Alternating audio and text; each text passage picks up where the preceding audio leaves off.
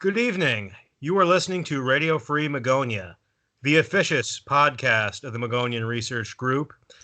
As always, we're your hosts, Michael Parrish and... Tom Goodwin. Hello there. Yeah, and this evening we're welcoming back Seriah Azkath. Hey. And Joshua Cutchin. Greetings. And tonight we have a special format. It's a roundtable discussion. This is the first episode of this sort we've done on the show, wherein one of us introduces a topic, and then we take turns sharing our perspectives on that topic. And we're not going to do it in a douchey way. We're not going to pretend we're speaking on walkie-talkies. We're not going to adopt code names or say over, as when we finish our contributions. We're just going to, yeah, I know. We're just going to get right to it. What a disappointment. The first thing I would like to discuss is the Mad Gasser of Mattoon, which, Seriah, you told me you're not really familiar with. Conversant. Yeah, I've read a couple of articles here and there, and that's about it.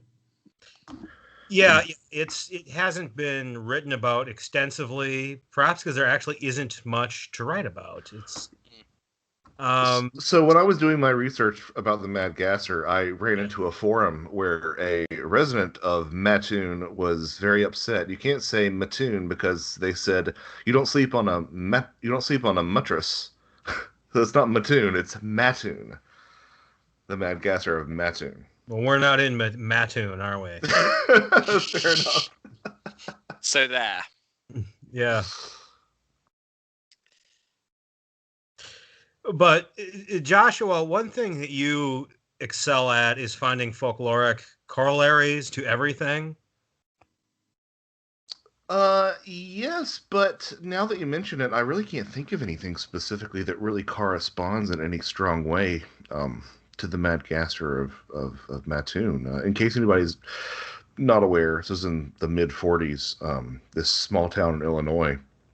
I think it was like 20 people over the course of 2 months fell victim to this dark-clothed figure wearing a dark cap that would basically pump some sort of gas into people's homes and leave them paralyzed for at least temporarily.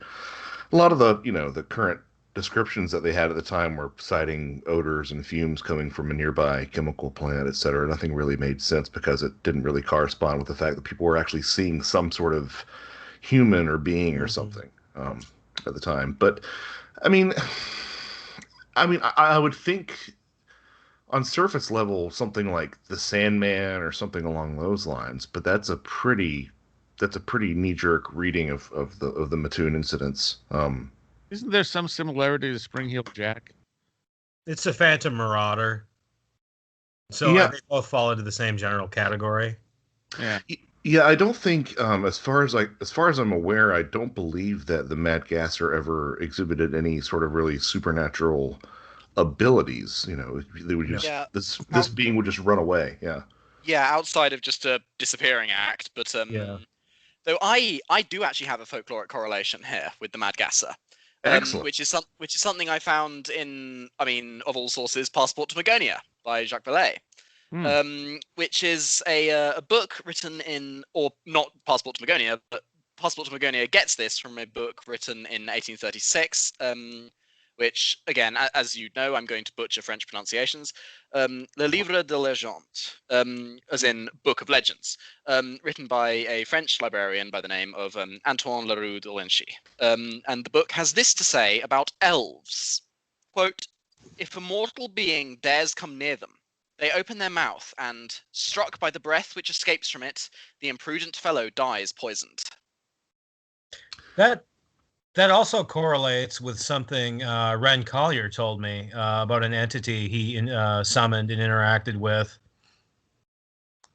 Yeah, the one with the poisonous breath, right? Yeah.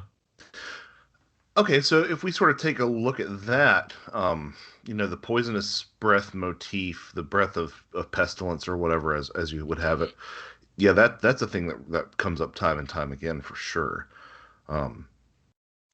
Absolutely. I mean, on one of the previous episodes of the show, I talked about the kind of I talked about the kind of archetypal kind of plague bearer that appears throughout history, and how a lot of the times, or at least some of the times, you find the description of this breath of pestilence, and obviously this reminds me of the classic cockatrice and basilisk. Yeah, absolutely. That's sort of a common motif that you find through the East and the West. I do know that in Japan sometimes it's not like it's a plague maiden. It's like, I mean, yes, it's a plague maiden, but the plague maiden is actually the plague itself. That sort of thing. Yeah, go ahead. Sorry. Oh no, sorry. I was just going to say that I'd previously, again, this is retreading old ground in way of what we've already talked about in other podcasts. But the Welsh Fadfelen, which was a grotesque plague creature, which was basically described as not even a plague creature. It was more of just a plague, a supernatural plague, really, that would manifest as effectively a swirling mass of yellow smoke, which would basically pretty quickly kill anyone who came into contact with it, and their skin would turn yellow after having been killed, and as in while they were dying, obviously. And so it's like I definitely think that in way of to tie this back to the Mad Gasser, there's definitely a link between the plague bearers and the gassers. I mean, they're just kind of less dramatic versions, almost, I'd say. Well, and then you consider the number of UFO sightings where there's some sort of fog or mist that's occurring in those situations as well. It makes you wonder if there's some sort of connection there. I mean, mists, storms, blizzards, those are all sort of shorthand in medieval literature for a means of transporting yourself to the other world. Dorothy's tornado and that sort of thing. And I mean, the Valet makes the connection between the elven description in the Book of Legends to the 1964 Donald Shrum case, Cisco Grove in Placer County, California. Yep. Mm-hmm. Where the robotic entity actually literally does open its mouth and lets out a foul smoke. Yeah, he was chased up a tree, and he was like, if memory serves, wasn't he like throwing pocket change at it, trying to get it to go away? Throwing pocket change at it, throwing bits of his shirt at one point, which he set on fire. So he tore off his shirt, started setting bits of them on fire and dropping them at the entities. And it's like there was I seem to remember even that the entities at one point literally just started standing on top of each other to try and get at him. Mm-hmm. And Seriah was mentioning that Spring Heel Jack connection. I if memory serves, there were a couple of accounts of Spring Heel Jack where he did breathe fire. Oh yeah. Breathe blue fire. There's also that thing that most people now think was a government experiment. What was the name of it? The giant robot type thing. The Flatwoods Monster. Flatwood Monster. Yes. Mm-hmm. Yeah, there was a supposedly some sort of gas that was left around the Flatwoods Monster site that ended up killing the family dog. Yeah. Yep. I have a smoke alarm going off. I'm sorry. Give me 1 second here. Damn.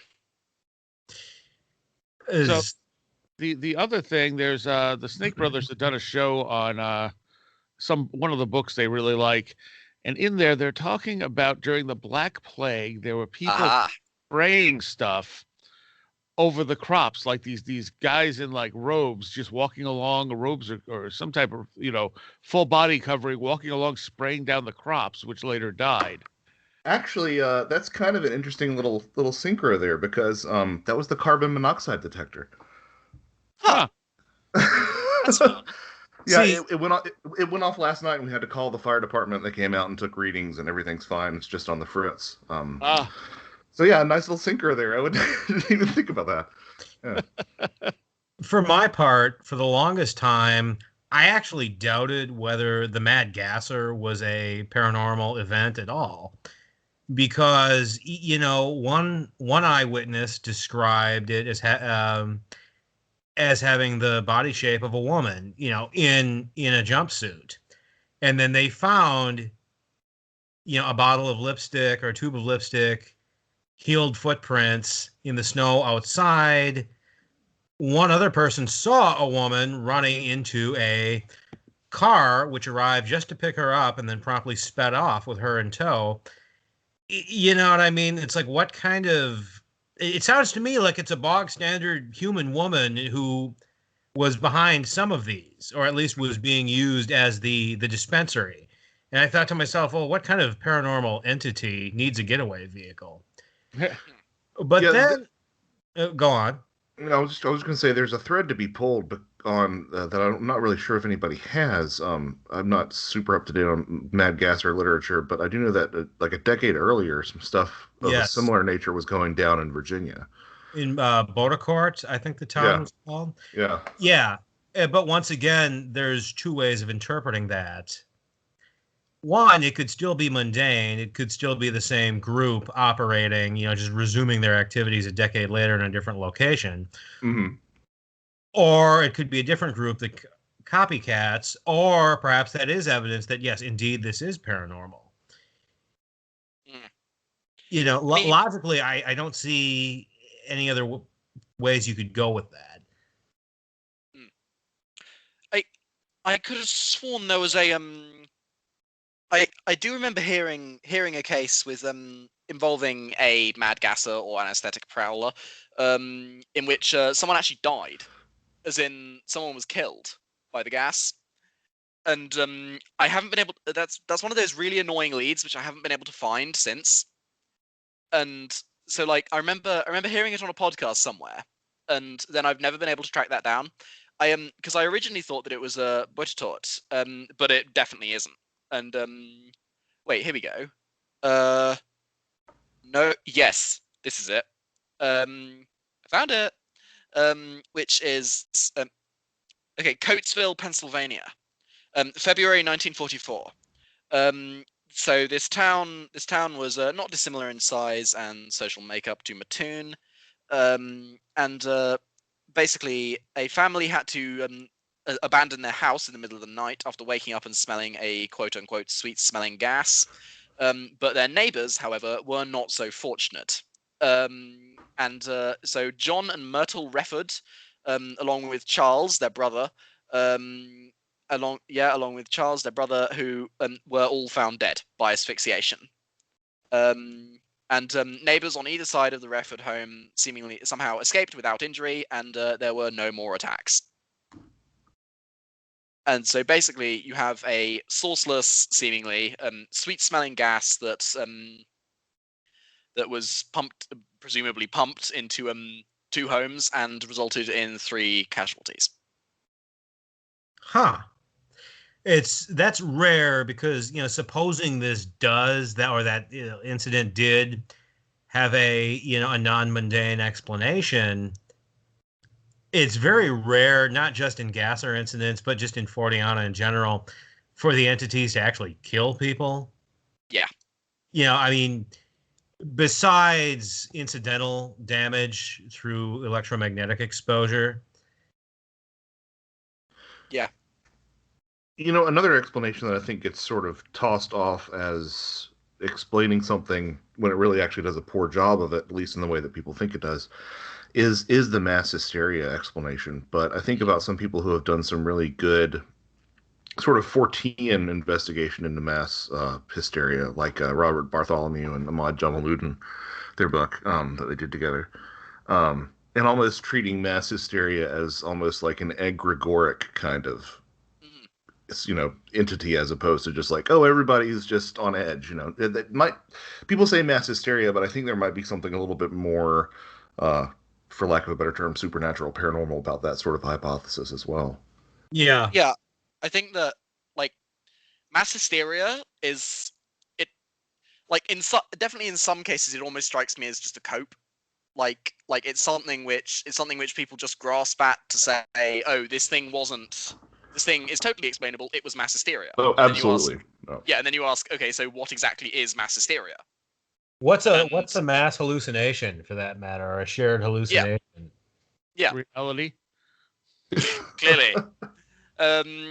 It's like, and for example, an example of the kind of even Charles Fort in I think it was Wild Talents. He pointed out that the explanation of I think it was called mass psychology back then. And the explanation of mass psychology makes no sense at all, because there was a case which he talked about. Let me just find it. Here we go. Let me read verbatim from Wild Talents. In the Brooklyn Eagle, August 1st, 1894, there is a story of, quote, mass psychology. In this case, too, it seems to me that the description fits. Maybe. Considering the way people live, it is natural for them to die imitatively.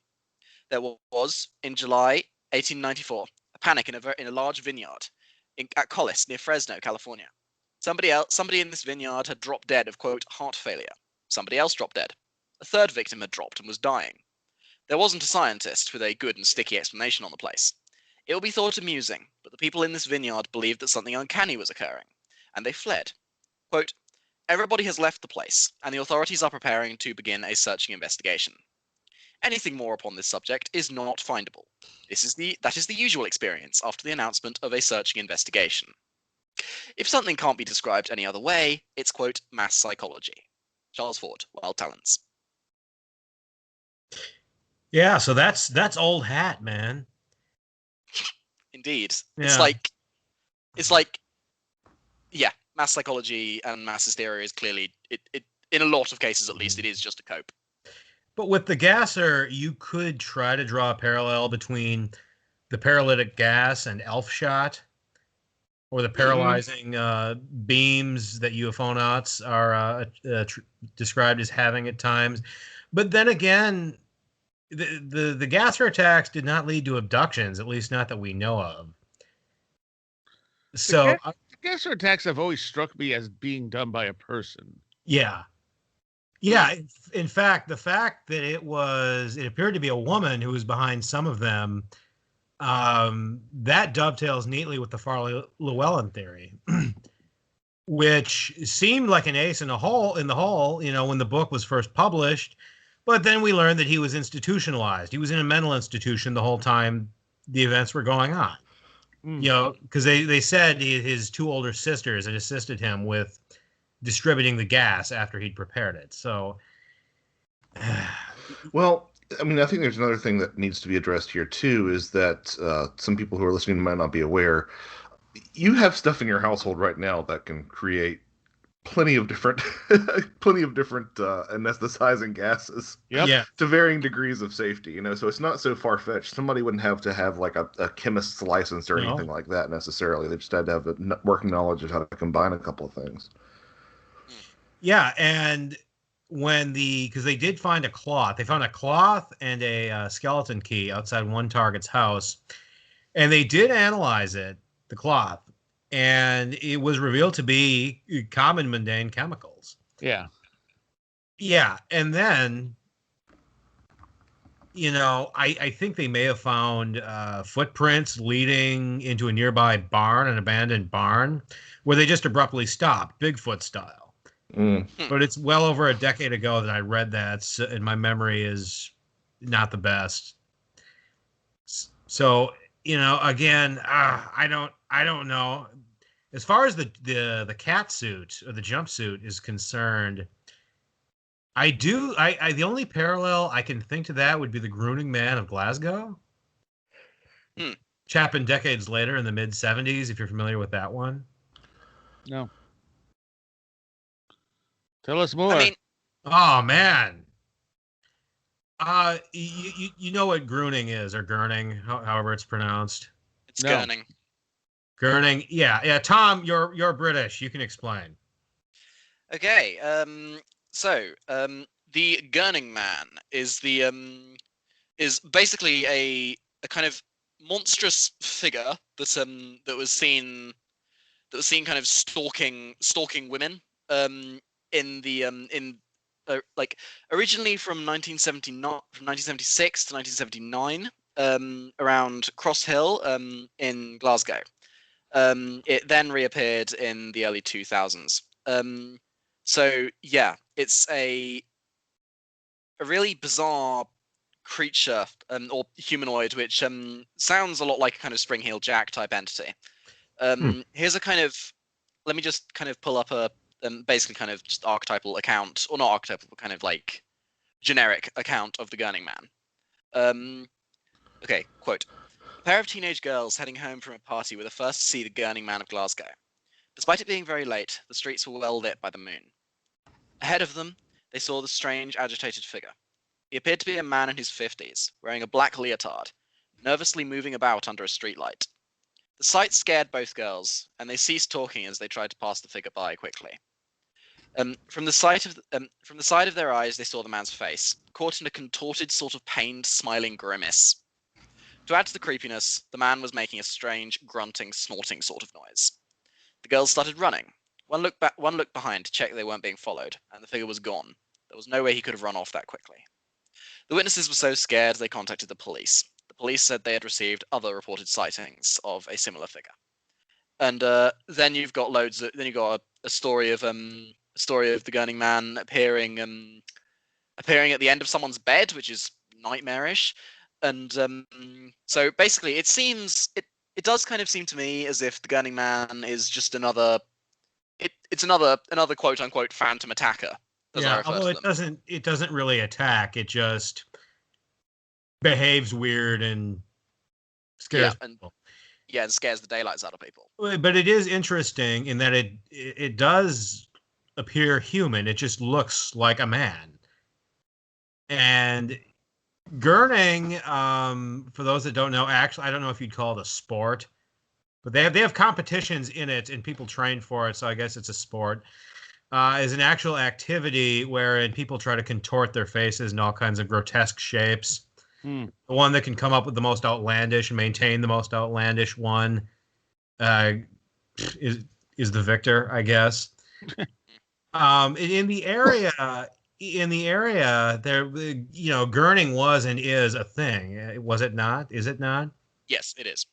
Yeah. And so it's like, yeah, I'm actually looking at something right now which talks about the gurning man potentially just being basically just being a creepypasta, which is interesting.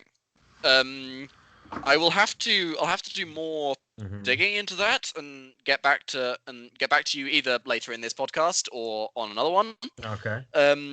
But I think that so the gurning man definitely lines up with a quite famous creepypasta called the Smiling Man. It's right.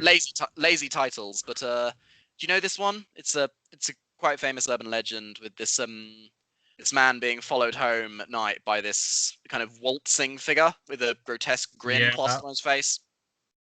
Well, I mean, I do know that the not necessarily the Smiling Man, but excuse me, the Grinning Man is another thing that you hear about from time to time, and supposedly, I know David Weatherly has collected some stories about that. Now, this brings in a whole other dimension of reified urban legends or something along those lines, which I think could possibly be a thing. But didn't David have his own account? I feel like he did. He was driving through North Carolina or something. Yes, where he serves. Yeah, he did. I remember because I read it in his book. What's it called? Strange Intruders. Yeah. He described an entity wearing a fur coat and a top hat. I think it was.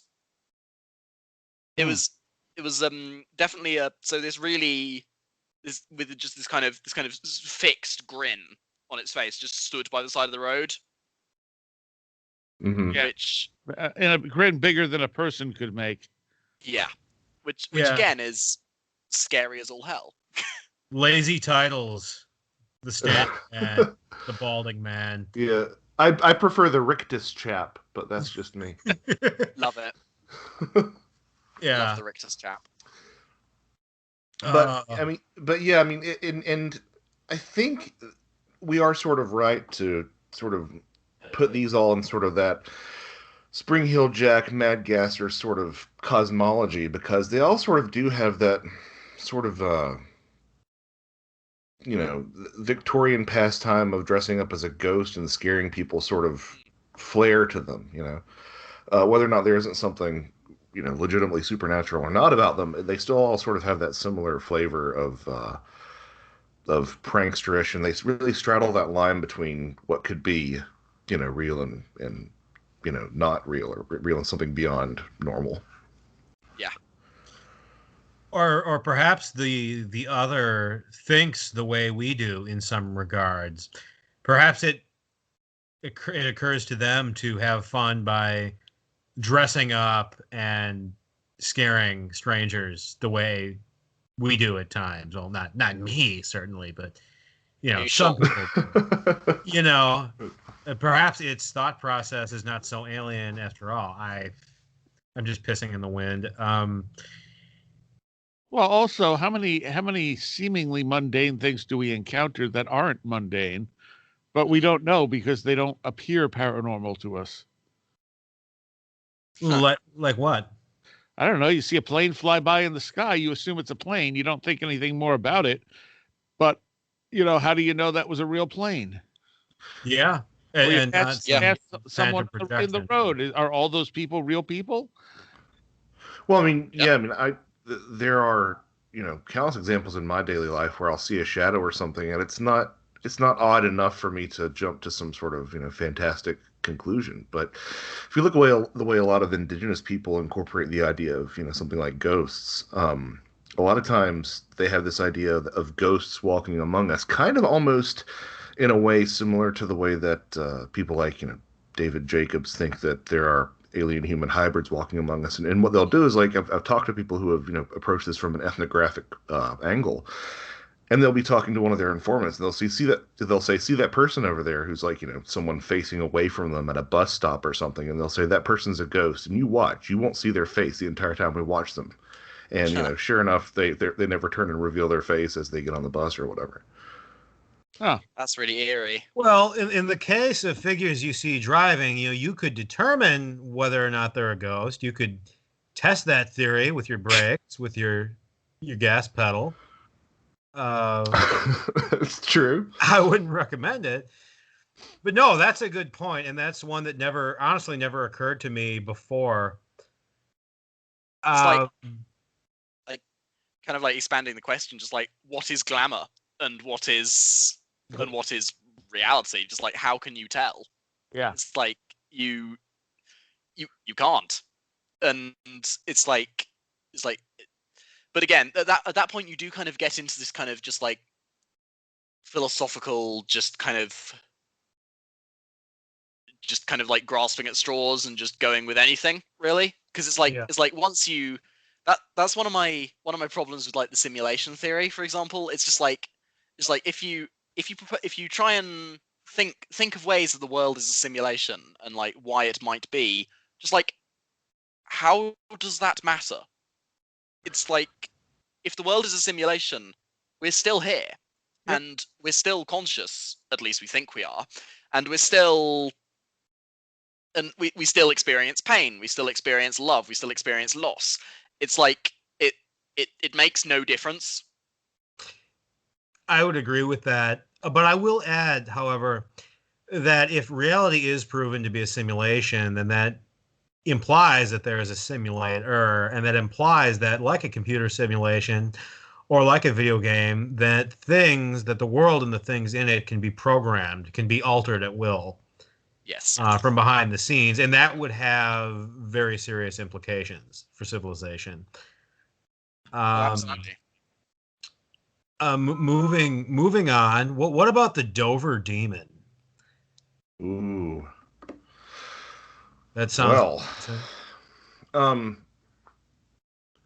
I kind of want to sort of lump it in that Phalian category just based on appearance, but there has always been something really ghastly about the depictions of it in that particular story that I find really interesting. I do think that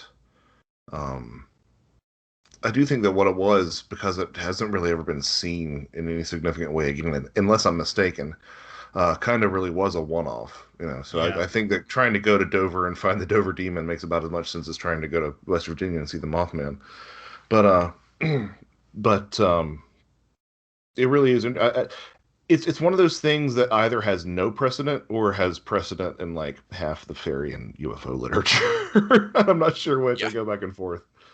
What I always found interesting was the way that it always kind of seemed to be tethered to the landscape in terms of the way that it was standing and whatnot. If memory serves, it had both hands around the trunk of a tree, and it was always touching rocks, and it was almost like it was sort of growing out of these things, almost in like a dryad sort of way or something along those lines. I always found that really interesting. Which, to a skeptic, they could say, okay, well, it's obvious that it was, pareidolia from branches and bushes and whatnot. But I've always thought it was interesting. It almost seemed like it was growing out of these natural landmarks. And it's worth noting that it really didn't do anything. It didn't advance upon the recipients. It just kind of turned and ran, and that was it. And that's the thing. It seems that many of these. Let me start over. Many of these Fortean episodes are arguably staged. Arguably the location was chosen, the recipients were chosen ahead of time. The entity, the manifestation itself was handcrafted, to look and to act a certain way. It was staged to produce a certain psychological effect, after it was over and the story started to spread. But in this case, as in some others, that doesn't appear to have been the case. It's like they happened to be there. It happened to be there. It ran away. It was like just a chance encounter. Or maybe I'm wrong about this. Maybe there is some depth to the episode that I'm missing. I don't know. Well, I think the way that people have been thinking about these events impacting their lives and people being, repeat experiencers and, at one point, back around the time the Dover Demon was cited, being a UFO repeater was a discredit to your story. So, I kind of wonder if that line of questioning, did this have any impact on your life? What other strange things have you encountered? I wonder if that was ever really followed up by any investigators. Not to cast, any aspersions on them for any reason. It just wasn't part of the dialogue at the time. The interesting... Sorry to butt in again, but the interesting thing here is that... So Lauren Coleman investigated this case for his book, Creatures of the Outer Edge, with Jerome Clark, and he actually reported that two strange men appeared at the Dover House, which was like a residential branch for a psychological treatment center, basically looking for him. So I don't know what exactly Coleman's connection was to the Dover House, because this account kind of I just found it, but so here's the description. A woman at the school gave the men Coleman's address, but they never contacted him. However, the men told the woman not to tell anyone about the Dover Demon. These men wore black leather jackets and white motorcycle helmets, and they stood perfectly erect with their arms by their sides and spoke in a monotone. They identified themselves as, quote, investigators from the National Geographic. Yes, interestingly enough, Lauren Coleman then later spoke to a friend in Ohio who experienced the same thing. The man, Lauren Coleman's unnamed friend here, says that 3 years ago, after a sighting of something or other in Ohio, again, this newspaper report is really vague, but something or other in Ohio, two men fitting the same description, talking the same way, and also identifying themselves as being from National Geographic, demanded of some witnesses that they never say a word about what they saw. So you have a MIB type figures in association with the Dover Demon encounter, which I think is really interesting. That is, I had no idea about that. We know the employees of the National Geographic do not dress so slickly and do not ride motorcycles. Although they probably do speak in a monotone. Yeah. But one observation of mine is that, the Dover Demon does superficially resemble a gray alien. At least in some ways. It's short, it's spindly, it has an oversized head and eyes. It's like a four-legged, like an animal version of a gray. Sort of. And we see this throughout the phenomena of minor entities that bear passing resemblance to more prominent entities. almost like different evolutionary stages of the same thing, or just different variations on the same thing. And you know, Are we talking about like Timothy Renner's idea about like Bigfoot entities kind of getting more wild over the years, for example? no, about how, supposing that these are all temporary manifestations from the same intelligence, and supposing that this intelligence, kind of designs each one based on, whatever input it's receiving from the culture, then it could very well end up creating a lot of just random spin-offs, random variations. Based on this limited number of templates and customizable parts. You know what I'm saying?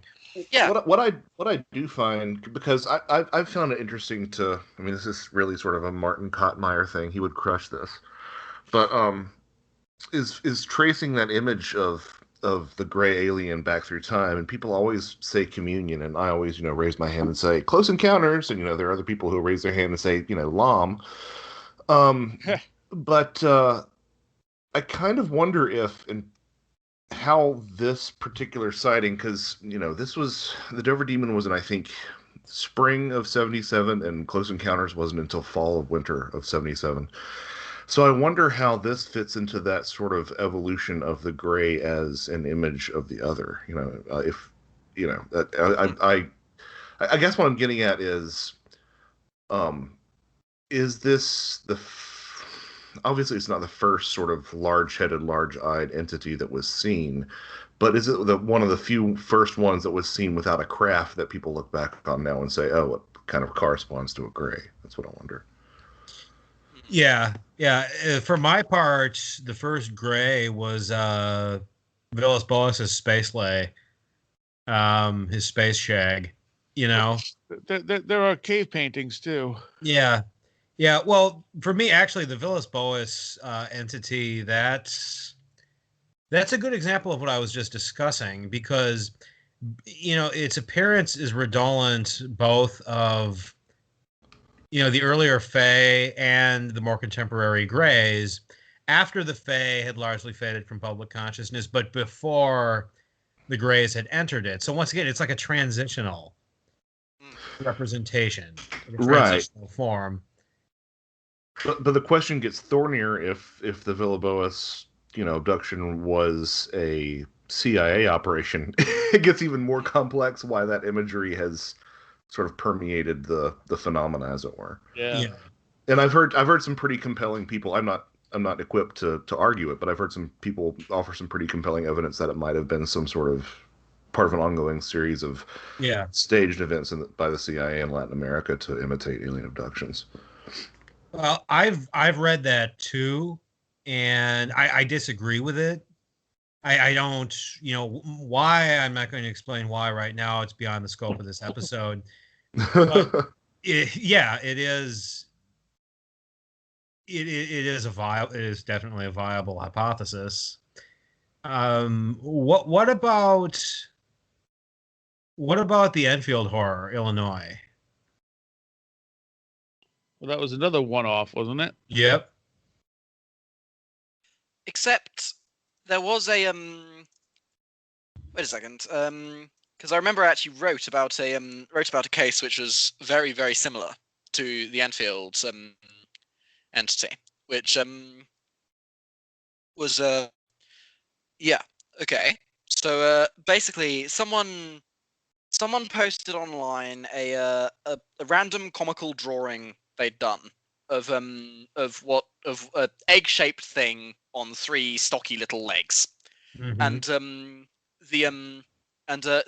they received an email from someone saying that although the drawing was, quote, an obvious joke, they would like to share a second-hand story about a group of 15-year-old boys who were playing near the water around Fort Phoenix in Fairhaven, Massachusetts, about 4 years ago, as of when they sent the email, which is unclear in the report that was later typed up and posted online, which is, so when a creature came running at them from a tall grass.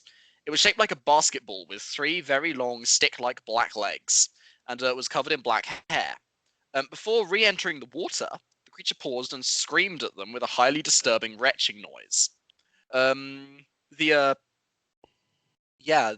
kids in the story were said to be close friends of the writers of the email, and they apparently, quote, revere the creature and absolutely believe it was real. They said the most disturbing thing about the critter was the way it angled itself up before diving into the water. It somehow shot upwards and forwards in 2 straight lines and never resurfaced.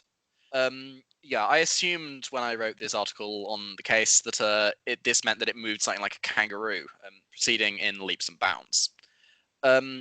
Obviously, another case which I could connect to the Enfield horror is the so-called Octo Squatch, from reported in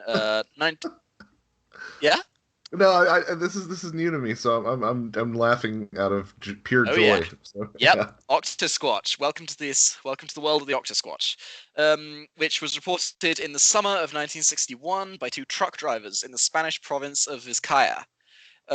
They described this thing as being a 3 to 4 foot tall octopus-like entity covered in rust-colored hair. This creature was described as having 4 legs, so it's different to the Enfield horror like that. But the glowing round red eyes suggest a superficial connection.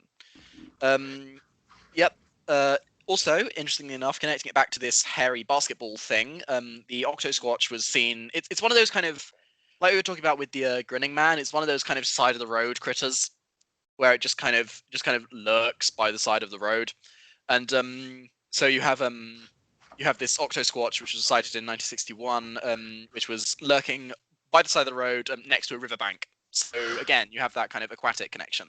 So what I find really interesting about the Enfield horror rather, is that the sort of kangaroo comparisons really does sound like a viable hypothesis, because if you look at the way that kangaroos will walk when they're not bounding, they literally do use their tail similarly to a third leg, which was obviously part of the description from one of the witnesses.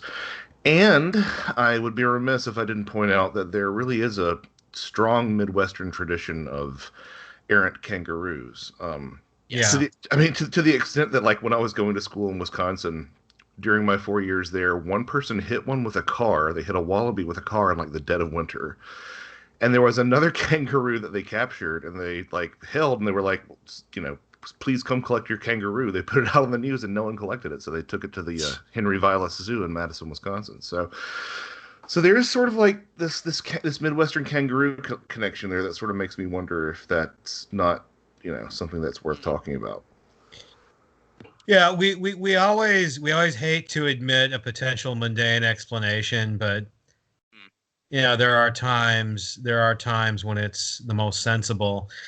That does not explain the pink eyes and the white fur, or maybe it does. Maybe there was some kind of mange, some kind of communicable illness.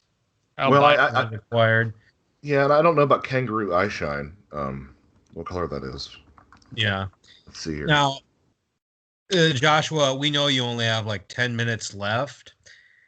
We wanted to just one thing we wanted to discuss with you, and this is Tom. Yep. Hello. Yeah. Yes. So this is this the thing? This is the thing about witchcraft, correct? Yes. Yeah. Yes. So the witch's Sabbath, or Sabbat.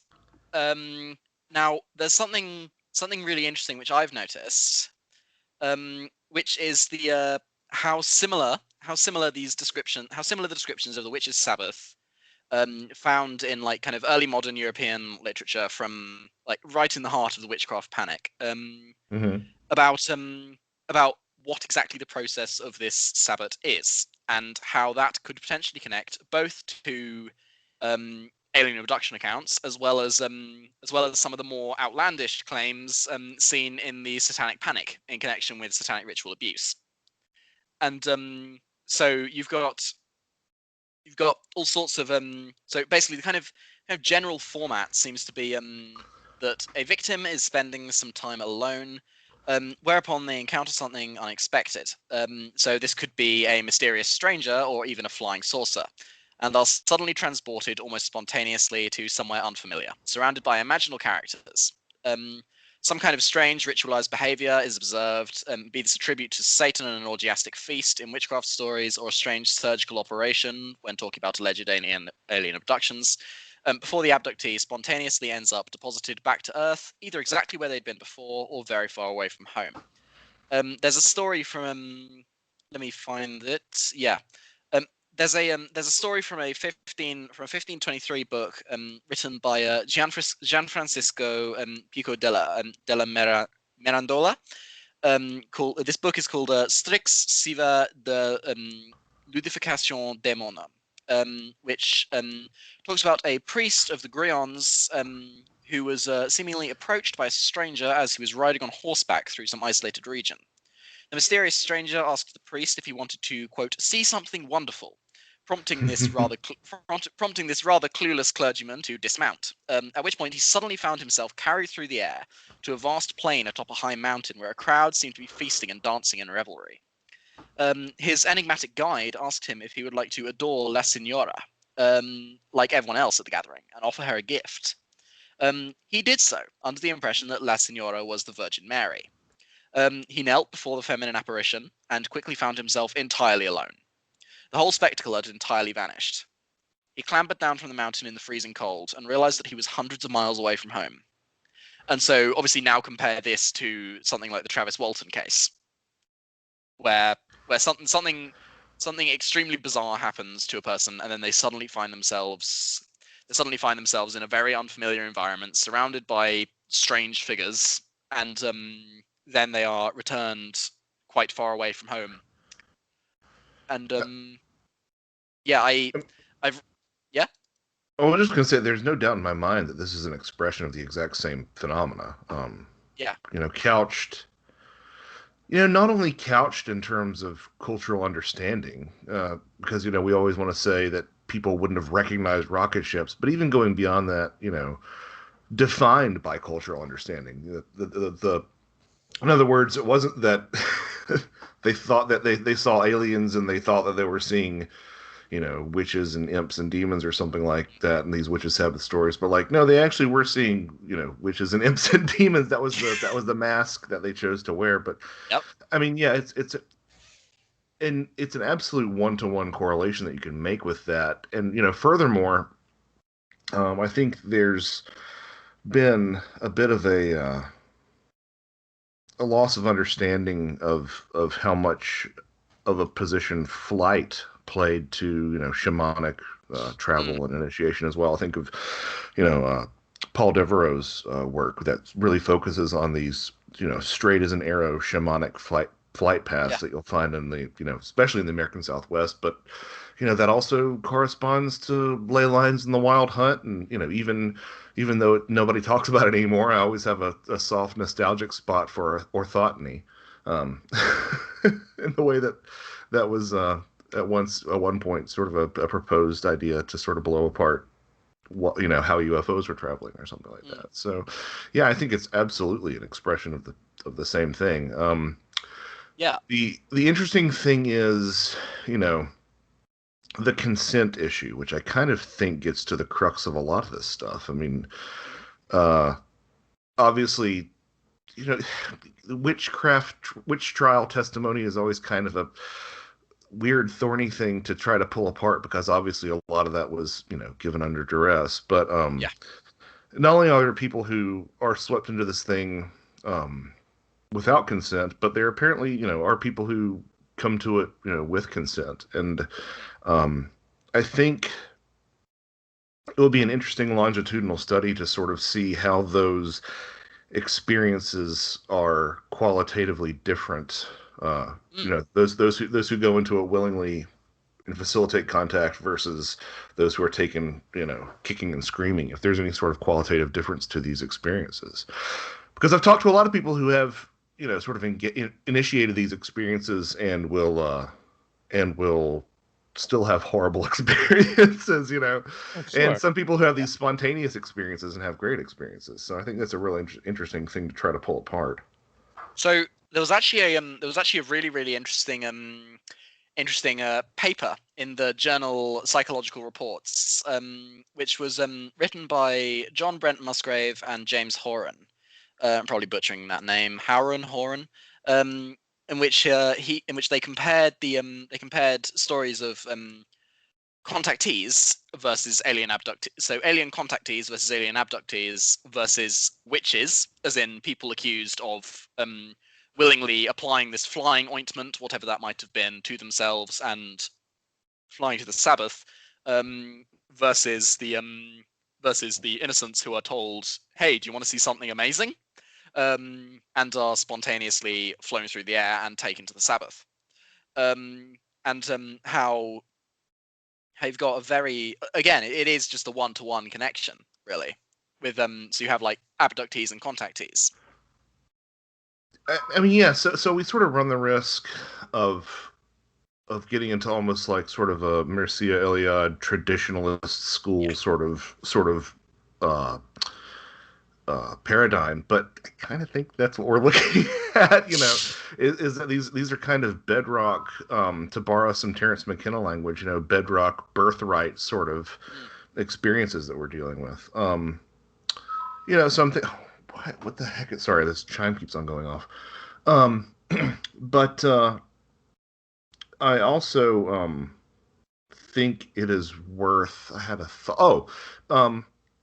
Yeah, so the qualitative thing is something that I've been giving a lot of thought to, and I find it interesting that if you look at a lot of the messages that are imparted to contactees versus abductees, you can sort of roughly generalize that contactees kind of had more positive messages, warnings that we need to be good stewards, and the alien abductee messages are always, no, it's too late. Everything's going down the tubes. And I find it interesting to compare those experiences to some of the revelations that occur under, ayahuasca versus mushrooms or LSD. And how the ayahuasca message is almost like the contactee message, and the sort of abductee message is a little bit closer to the, not always, this is a gross generalization, but some of those mushroom experiences. I think about Terence McKenna always being talked to. The mushroom was telling him about, like, how to make sure that the planet needs to reduce its population and that sort of thing. And I've always found that interesting. I'm waiting for the mushroom that warns its user of man, bear, pig. Half man, half bear, half pig, half mushroom. Yeah. Super cereal.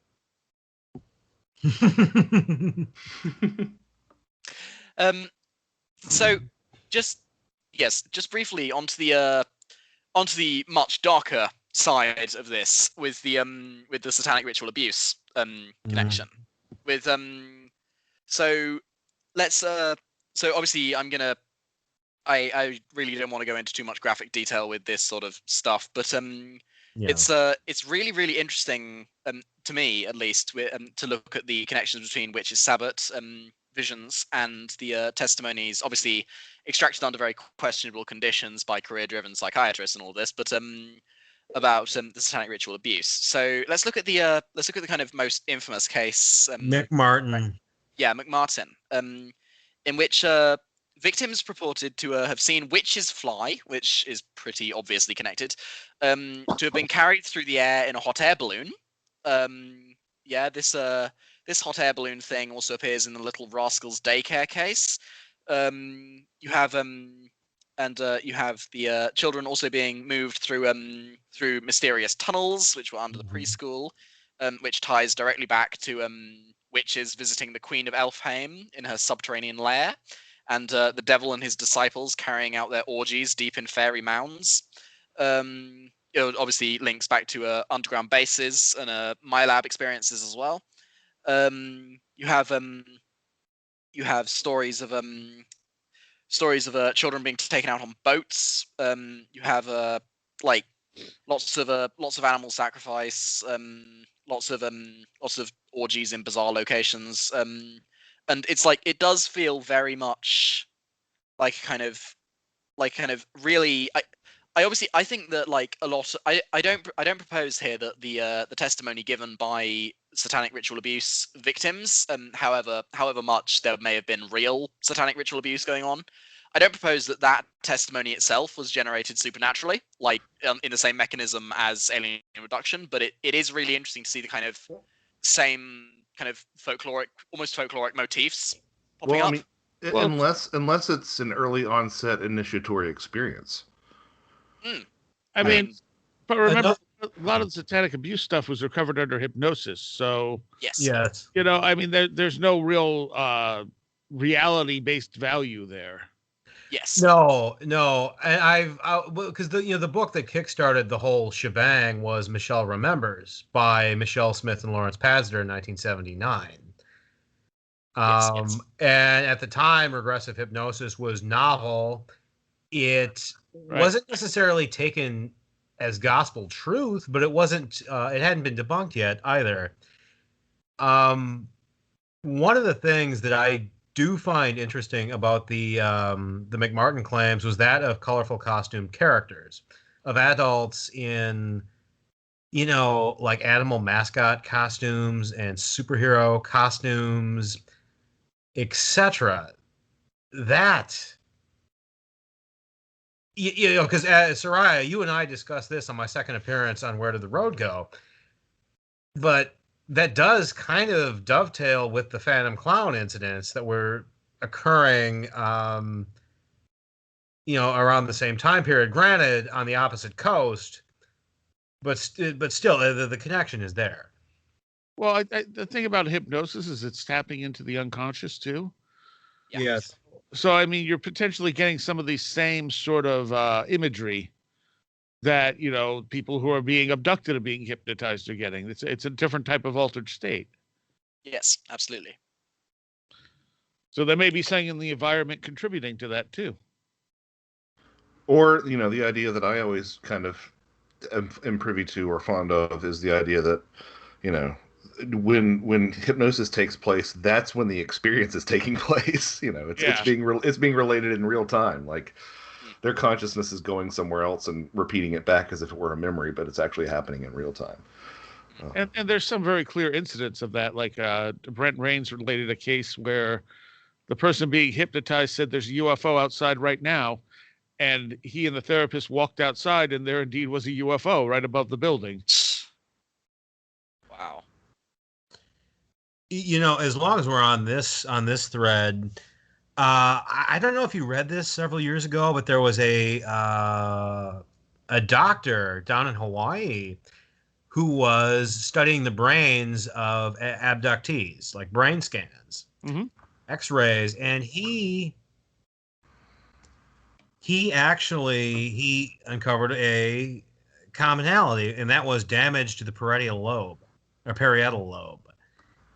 That being it was similar to that seen in victims of traumatic brain injury. The parietal lobe, to the best of my understanding, helps process and organize sensory information into perceived experience. You can see how that's relevant. Because if we buy the idea that these are manufactured episodes that some external intelligence is beaming into people's heads, then it would make sense that they would have to damage that part of the brain to induce them. Yes.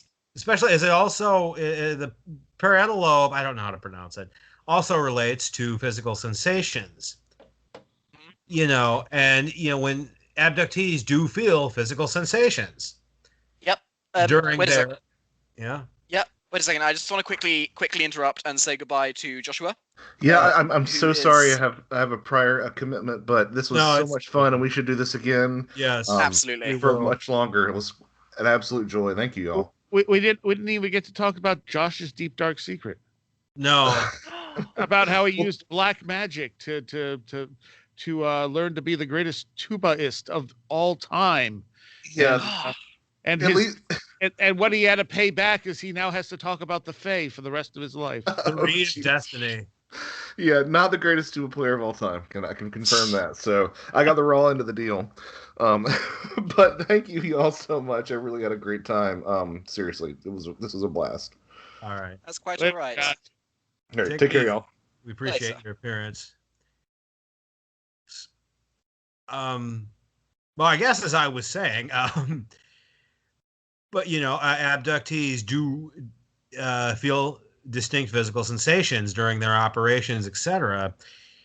And we know one power the subconscious mind has is to affect the physical body. When it's almost like hypnosis is a state in which the subconscious is empowered, is totally activated. Like, you can Totally suggestible too. Yeah, like you can tell a hypnotized person that, hey, we're holding a cigarette lighter to your wrist. Your wrist, the skin is burning. It's going to catch fire soon. They will feel heat in their wrist. They will feel the pain from the heat. Sometimes they even manifest burns. Yeah. There's really...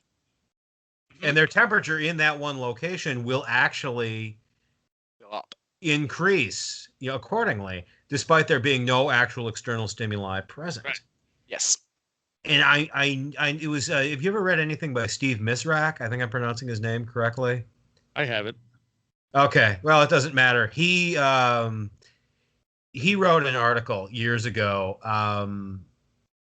where he goes into this thread that we're exploring here, and I'm pretty sure that the intelligence behind the phenomena is using this as their mechanism, as part of it, at least. Talking about this, there was a now. Okay, so bear with me here. There was something really, really interesting I read in Greek mythology. Now, I know we're kind of bouncing around from topic to topic, kind of rather violently right now. But there's a ritual which was done by followers of the god Asclepius, who is obviously the god of medicine and the god of healing. God of medicine, healing, and physicians. And so he has a sanctuary at Epidaurus, which is a massive complex of buildings featuring a primary temple as well as a gymnasium, theatre, and stadium. There was also something there called the Abaton. Now this Abaton, nowadays all that remains of it is like a long row of pillars, but in its golden years it would have been a grand place designed to accommodate sleeping pilgrims. So this sleep was part of a ritual called incubation. So a pilgrim would sleep in the Abaton and would apparently experience an encounter with the deity in a dream. Asclepius would either show them how to treat themselves or would simply cure their ailments while they slept. If they were in need of further treatment, they could consult priests who doubled as surgeons with Asclepius's knowledge. So the reason why I bring up the ritual of incubation is because it connects to something which I heard about lucid dreaming, which is the academic Patricia L. Garfield has discussed cases in which symbolic healing practices carried out in dreams can actually result in physical healing upon waking. For example, she talks about a story of a woman who effectively lost her ability to walk after severely fracturing her ankle. While lucid dreaming, she went inside her ankle and cleaned out a lot of nondescript detritus. Whereupon she woke and she found that the healing process had miraculously begun. Now compare this to incubation. So it seems that perhaps the dream interactions with Asclepius may have served some very real healing function. Just where that healing was coming from exactly is another question. That's interesting. But it's not to underestimate the dream state. Yeah, exactly. And it's like don't underestimate altered states of consciousness and how they can affect the physical body. Well, yeah, because reality is what we believe reality is. So, if we can actually get to a point where we believe we can heal ourselves, we can heal ourselves. Yep. But there's this consensus that tends to get in the way of things like that. Yeah. But there are also dangers to us realizing that power. Oh, absolutely. Because human beings are not equal. Like, if this power were to be acknowledged and harnessed formally, some people would be better at using it than others. Sure. Just for the same reason that some people are faster, some people are smarter, et cetera, than others. And so you would see a new, like a natural hierarchy start to develop. Well, only if used in massive amounts. I mean, if you really control your own reality that well, sure. Yeah. But I mean, hypothetically, it could lead to a situation where we have real life superheroes and real life supervillains. True. And that I am. I don't want to live in a comic book, you know. Yeah. I don't want to live in a Saturday morning cartoon series.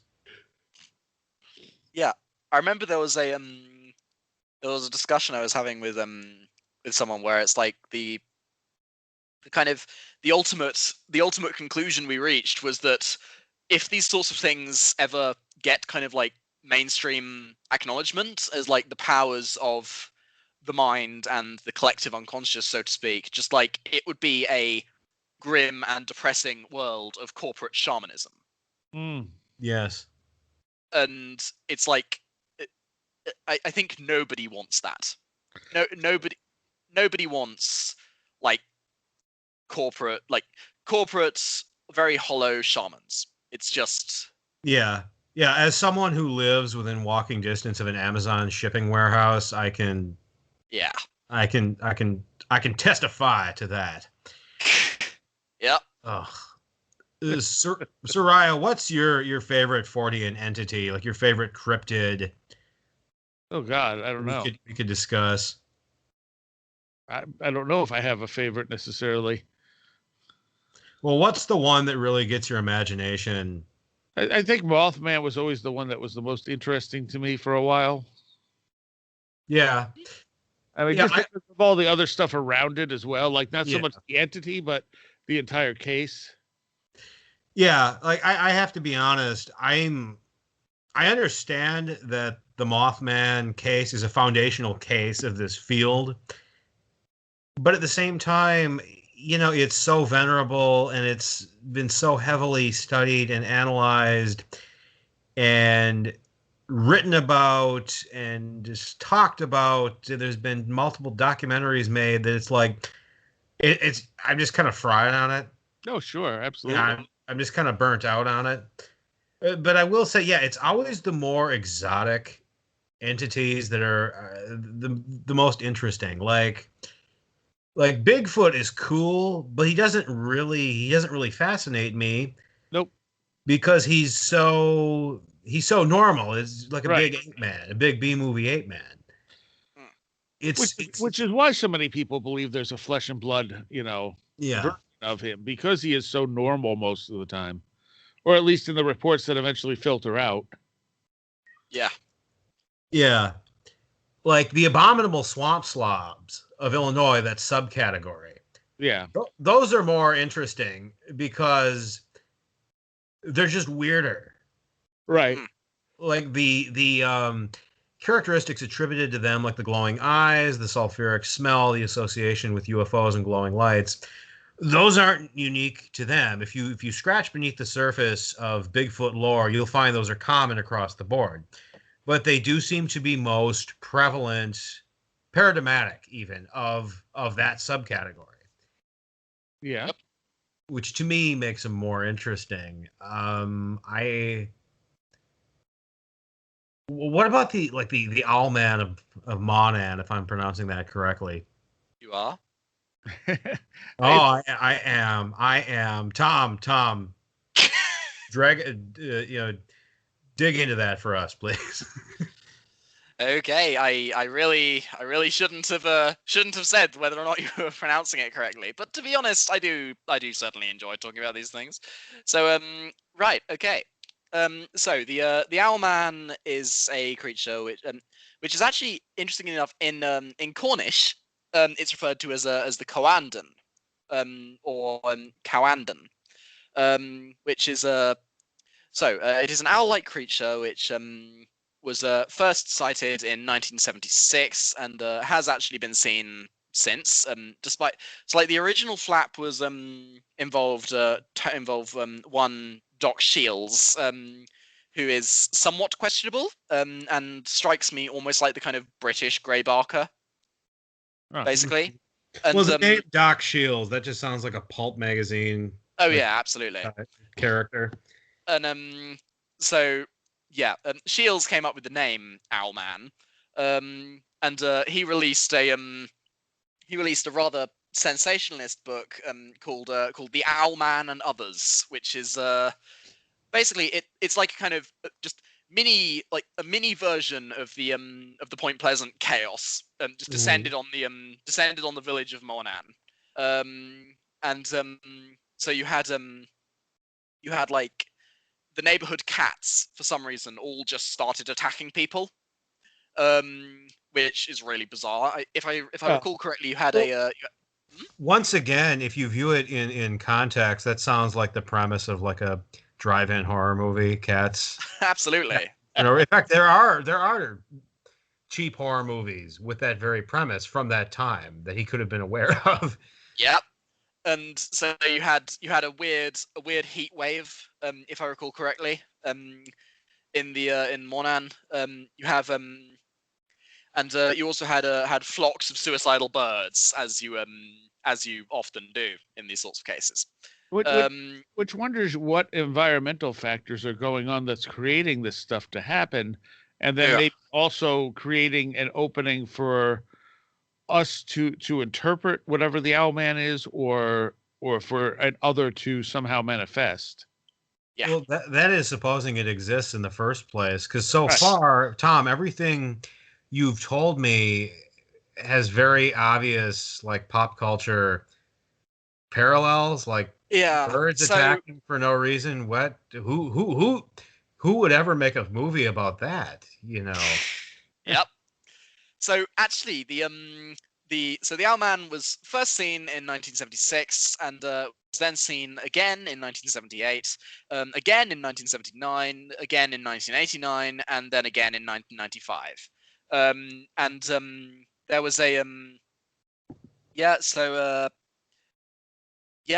you have Shields. Shields reported the two kind of original 1979 encounters in which like I think it was so 4 witnesses in total. So 2 young girls originally on the 17th of April 1976. According to most versions of the story, so the girls were identified as June and Vicky Melling, and they were on holiday on a family holiday in Cornwall, and they encountered what they described as a quote feathered birdman. And the girls were so terrified by this thing that was lurking around St. Mornan and St. Stephen's Church, that their father cut the holiday immediately short. Then Shields says that the Owlman was sighted again on the 3rd of July by 2 14-year-old girls this time, who were identified as Sally Chapman and Barbara Perry. Apparently these though interestingly enough, these 2 girls did know previously about the small growing urban legend of the Owlman of Monan, and so these girls said that they were camping when they had an encounter with what they described as a big owl with pointed ears, as big as a man. This thing had glowing eyes, and interestingly enough, it had effectively crab claws for feet, which is weird and something you don't see in a lot of other kind of Mothman type reports. Yeah. There was a obviously Joe Nickel then came along and said that it was just a barn owl. So that it was either a barn owl or a Eurasian eagle owl. The Shields' book itself is kind of, I remember reading it when I was rather too young for this stuff, and I was absolutely appalled by all the pictures of naked witches. It's definitely an interesting read. The Owlman, to me, it does sound all in all, I think the original reports could well have been a hoax by Shields, and I mean, Shields was known to hoax things like Moragua, or like those Moragua photos, if I recall correctly, and so it's not exactly like there's no precedent for Shields just making stuff up. But yes, please don't sue me, Shields. There is allegedly precedent for Shields making things up, and and so I don't know. I think the Owlman is one of those. It's one of those kind of dodgy sort of pseudo cases where it's like it's still fascinating because of like the archetypes that it expresses and the kind of folkloric value that it has, which I think is, again, like kind of George B. Hansen, Trickster and the Paranormal. Hoaxing is whether you like it or not, hoaxing is a part of this stuff. Oh, absolutely. And it's like the So I was obviously recently listening to Radio Mysterioso with Timothy Renner and Josh Cutchin, in which they were talking about researchers kind of faking it till they make it, with Bigfoot, and even some researchers who then make it until they fake it, like a very, very famous Bigfoot researcher who I shan't name. Eagle-eyed or eagle-eared viewers, if they like, I will tell you that I've already mentioned this person in this podcast. He it's evidently fabricated a kind of skunk ape type track, and is also has also been accused of plagiarizing other people's work. And despite this, he is a massive figure in the Bigfoot field, and it's like he has come up with he's researched a lot of very legitimate cases, and so it's like where do you go with that? It's the fact that you really can't neatly file people into categories of legit, fraud, in it to be in it, or in it for the money, especially in a field like this where there is no money.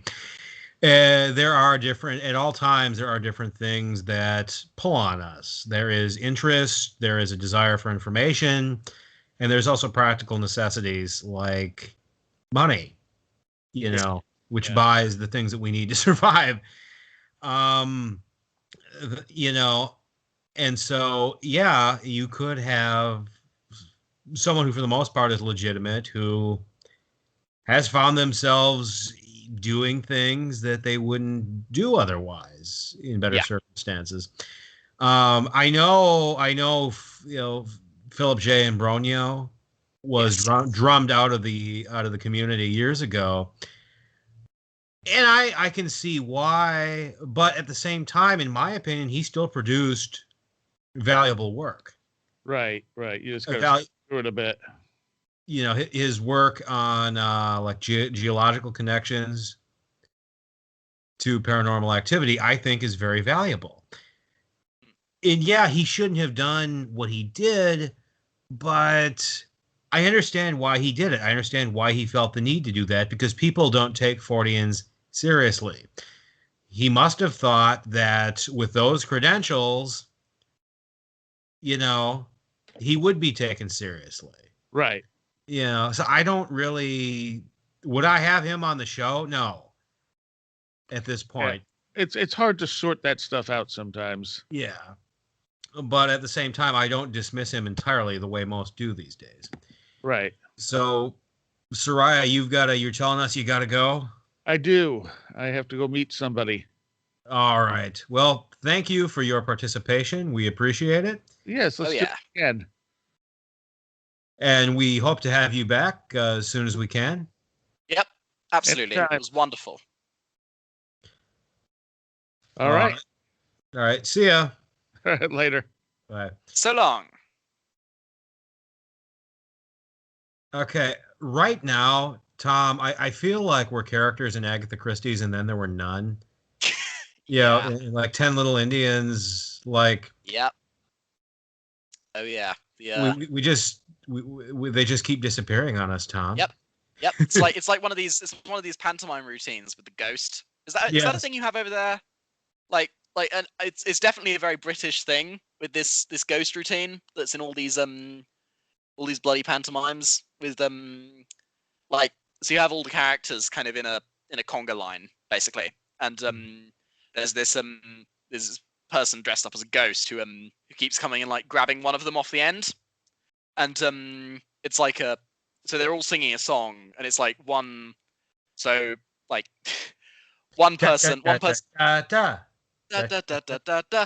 And then like, so they're all doing one line each of the song, and then when they get to the person who's just been ghost napped, they're like, oh no, ah, and then say to the audience, if there was a ghost, scream. And so it's just a theatrics like that.